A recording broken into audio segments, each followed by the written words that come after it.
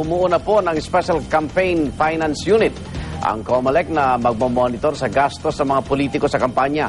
Idinitalye na rin ng komisyon ang mga alituntunin sa pangampanya sa internet. Narito ang report ni Tina Panganiban Perez.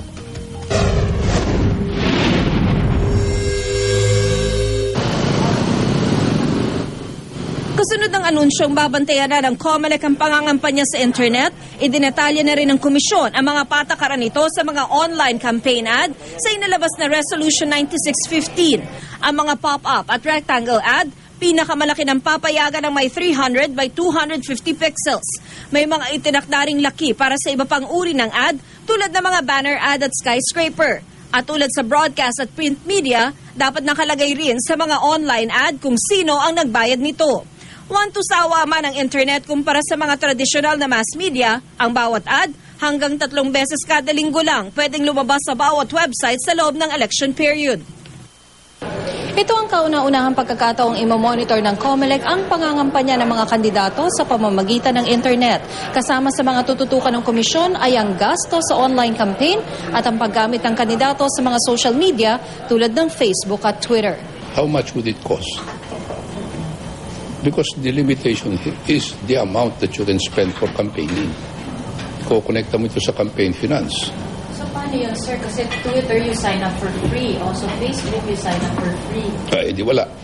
Nakapaloob din sa bagong COMELEC Resolution number 9615 na bawal ang mga empleyado ng gobyernong mag-post sa internet kung sino ang gusto nilang iboto sa Mayo. Bawal ding magpalabas ngayong election period ng sine, palabas sa TV o documentary tungkol sa buhay ng isang kandidato o kung saan ang aktor ay isang kandidato. Ngayong idinagdag na ang mga website sa mga tututukan ng COMELEC bukod pa sa mga TV at radio commercial, gayon din sa mga patalastas ng pahayagan. Tanong ngayon ng ilan, paano naman kaya mamomonitor ng komisyon ang lahat ng ito para matiyak ang mahigpit na pagsunod ng mga kandidato? Sagot ng COMELEC, para sa TV, radyo at mga website, responsibilidad daw ng mga may-ari nito o administrator ang pagpapasa ng listahan ng mga patalastas. Makakatuwang din daw ng komisyon sa monitoring ang mga citizens arm tulad ng PPCRV at NAMFREL at syempre, pwede ring tumulong ang mga netizen. Ang mga media o website na lalabag sa resolusyon pwedeng maging criminally liable kasama ng kandidato at pwede pang masuspinde o mawala ng prangkisa. Ang mga illegal na campaign material naman ay ipinapaskil kung saan-saan, tatanggalin ng isang task force na bubuuhin ng COMELEC, PNP at isang deputized agency ng COMELEC. Mahigpit na mahigpit because medyo inaboso nyo ng konti yung walang premature campaigning.